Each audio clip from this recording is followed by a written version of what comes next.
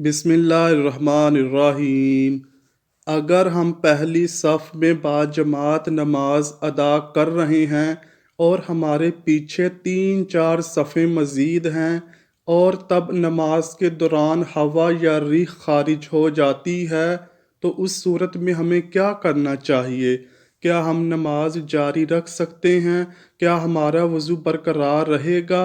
یا اگر ہم دوسروں کو نماز میں ڈسٹرب نہ کرنے کی نیت سے وہیں کھڑے رہیں اور بعد میں وضو کر کے نماز کو مکمل کر لیں تو کیا ہمیں باجماعت نماز کا ثواب ملے گا؟ پیارے دوستو، یہ ایسے سوالات ہیں کہ جن کے بارے میں پوچھنے سے بھی ہم شرماتے ہیں، اور پھر جب کبھی ہمارے ساتھ ایسا معاملہ پیش آ جائے، علم نہ ہونے کی وجہ سے ہم اپنی نماز خراب کر بیٹھتے ہیں، بلکہ اکثر اوقات تو ہم ثواب کی بجائے گناہ ہی حاصل کر لیتے ہیں۔ قرآن حکیم میں 100 سے زائد مقامات پر نماز کا ذکر آیا ہے، جن میں سے 80 مقامات پر صریحاً نماز کا حکم وارد ہوا ہے۔ جب اذان ہوتی ہے تو ہم اپنا کام کاج چھوڑ کر مسجد کی طرف رجوع کرتے ہیں تاکہ ہم نماز ادا کر کے اپنے گناہوں کی بخشش خداوند کریم سے کروا سکیں۔ حدیث مبارکہ میں ہے کہ اللہ پاک انسان کے اعمال کو نہیں دیکھتا، اللہ پاک تو انسان کی نیت کو دیکھتا ہے کہ وہ کس نیت سے عبادت کر رہا ہے۔ نماز جیسے اہم فریضے کی ادائیگی کے لیے باوضو ہونا اور دوران نماز باوضو رہنا نہایت ضروری ہے۔ اس لیے ہم وضو کر کے مسجد میں نماز ادا کرنے جاتے ہیں، کیونکہ وضو کے بغیر نماز ادا کرنا ثواب کی بجائے گناہ کے زمرے میں آتا ہے۔ اس لیے ہم جب مسجد میں بھی باوضو ہی داخل ہوتے ہیں، نماز کے لیے ضروری ہے کہ ہم جس جگہ نماز ادا کر رہے ہوں تو وہ جگہ پاک صاف ہونی ضروری ہے، وہاں روشنی بھی ہونی چاہیے۔ اندھیرے میں نماز ادا کرنا جائز نہیں۔ ہمارا جسم اور کپڑوں کا پاک ہونا بھی ضروری ہے۔ نماز کو ادا کرتے ہوئے ہمارا وضو برقرار ہونا چاہیے۔ اگر نماز کے دوران ہوا خارج ہو جائے یا جسم کے کسی حصے سے خون بہہ جائے تو ایسی صورت میں ہمارا کیا لائحہ عمل ہونا چاہیے؟ آئیے کچھ واقعات اور احادیث مبارکہ سے معلوم کرتے ہیں۔ ایک دفعہ چند لوگ مسجد میں نماز ادا کر رہے تھے کہ کسی ایک شخص کی ہوا خارج ہو گئی۔ جب ہوا خارج ہوئی تو اس کی بدبو سارے کمرے میں پھیل گئی۔ جو لوگ نماز ادا کر رہے تھے سب کو معلوم پڑ گیا کہ ہم میں سے کسی نہ کسی بندے کا وضو ٹوٹ چکا ہے، پر ان چند بندوں میں سے کسی نے یہ محسوس نہ ہونے دیا کہ کس کا وضو ٹوٹ چکا ہے۔ اس نے شرم کے مارے نماز نہ توڑی بلکہ نماز کو جاری رکھا۔ اس کا پردہ رکھنے کے لیے یہ چاہیے تھا کہ وہاں جو 2-4 لوگ نماز ادا کر رہے تھے وہ سارے وضو کر کے دوبارہ نماز ادا کرتے تاکہ اس بندے کو شرمندگی نہ ہوتی اور نماز کو پھر سے ادا کیا جاتا، پر نمازیوں نے ایسا نہ کیا۔ ہمارے دین اسلام میں بھی حکم ہے کہ کسی کے پردے کو ظاہر نہ کیا جائے جس سے اس کی دل آزاری ہو، لیکن یہاں سوال دل آزاری کا نہیں۔ جیسا کہ حضرت علی رضی اللہ تعالی عنہ سے روایت ہے کہ حضور نبی کریم صلی اللہ علیہ وآلہ وسلم نے فرمایا، جب تم میں سے کسی کی نماز کے اندر ہوا خارج ہو جائے تو چھوڑ کر چلا جائے اور وضو کر کے دوبارہ نماز پڑھے۔ اس حدیث مبارکہ سے معلوم ہوا کہ نماز میں وضو ٹوٹ جانے کی صورت میں اپنی جگہ پر کھڑے رہنے کی اجازت نہیں ہے، بلکہ وضو کر کے دوبارہ نماز میں شامل ہونے کی ترغیب دی گئی ہے۔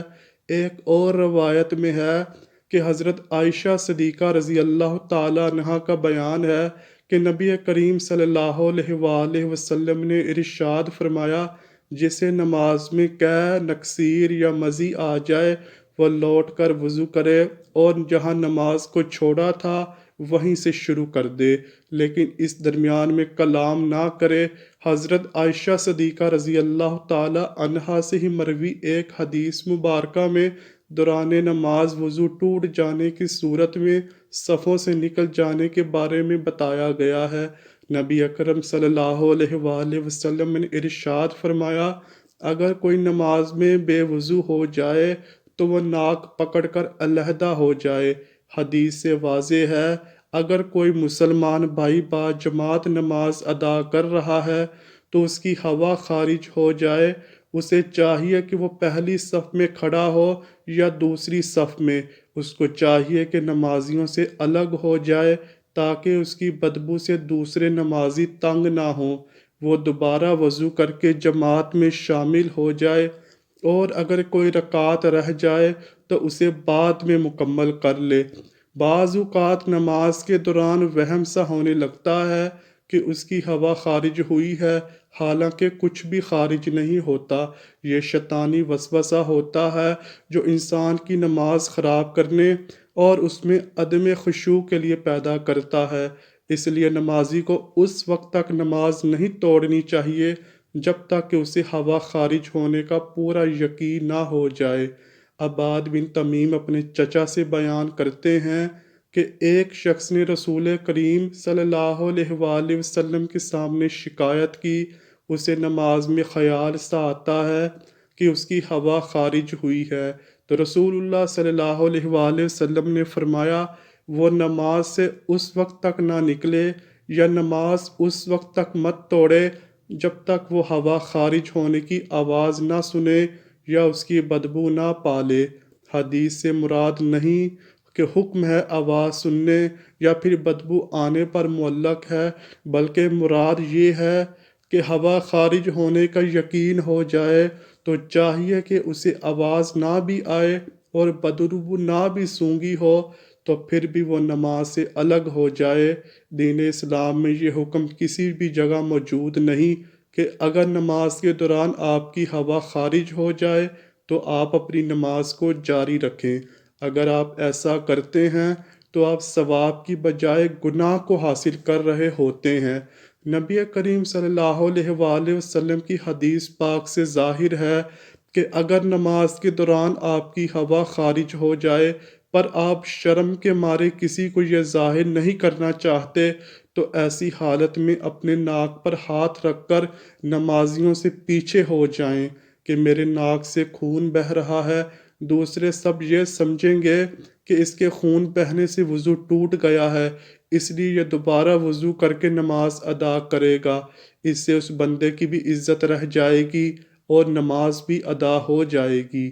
ہمارے پیارے بھائیوں، ناک سے خون بہنا، ہوا خارج ہونا، قح کا آنا، یہ سب صورتوں میں وضو ٹوٹ جاتا ہے۔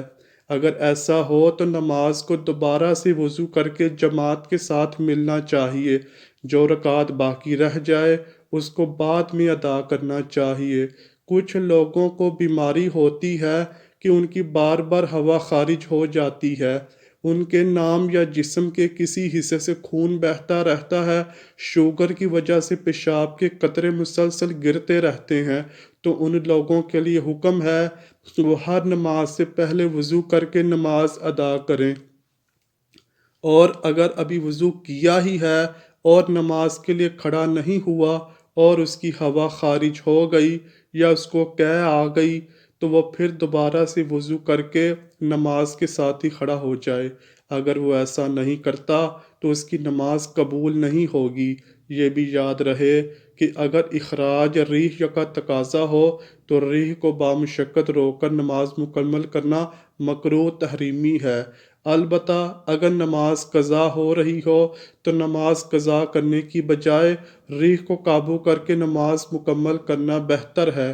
اللہ کریم سے دعا ہے وہ ہمیں 5 وقت نماز باجماعت اہتمام کے ساتھ باوضو ادا کرنے کی توفیق عطا فرمائے۔